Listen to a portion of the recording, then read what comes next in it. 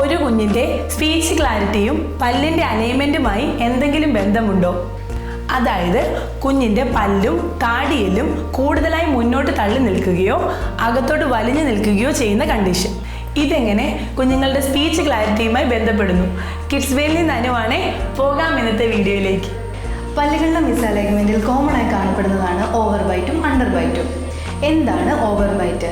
മുകളിലത്തെ മുൻപല്ലുകൾ താഴത്തെ മുൻപല്ലുകളെ overlap ചെയ്യുന്നതിനെയാണ് over byte എന്ന് പറയുന്നത്. എന്നാൽ മുകളിലത്തെ മുൻപല്ലുകൾ താഴത്തെ മുൻപല്ലുകളെ അടിയിലാകുന്നതാണ് അണ്ടർ ബൈറ്റ്.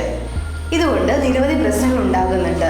പല്ലുവേദന, മോണരോഗം, താടിയെല്ല് വേദന, ചവയ്ക്കുമ്പോൾ വേദന, പല്ലുകളിൽ പോടുണ്ടാവുക, അമിതമായി നഖം കടിക്കുക, 3 വയസ്സിന് ശേഷം തള്ളവിരൽ കുടിക്കുക, breathing issues, speech clarity issues.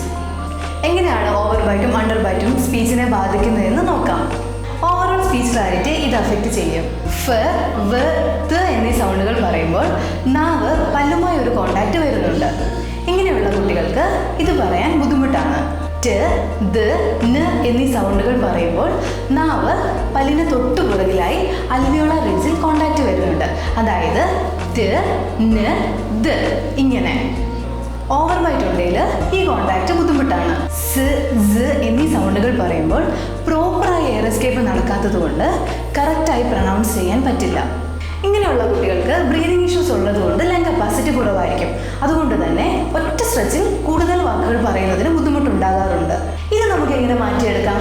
പ്രധാനമായും oral exercise, dental appliance, orthodontic braces, severe കേസുകൾക്ക് സർജറിയുമാണ് ട്രീറ്റ്മെൻറ്റ്. നിങ്ങളുടെ കുഞ്ഞുങ്ങൾക്ക് പല്ലിൻ്റെ അലൈൻമെൻറ്റിൽ വ്യത്യാസമോ സ്പീച്ച് ക്ലാരിറ്റി ഇഷ്യൂസോ ഉണ്ടെങ്കിൽ എത്രയും പെട്ടെന്ന് ഒരു സ്പീച്ച് ലാംഗ്വേജ് പത്തോളജിസ്റ്റിനെ നിർബന്ധമായും കൺസൾട്ട് ചെയ്യേണ്ടതാണ്.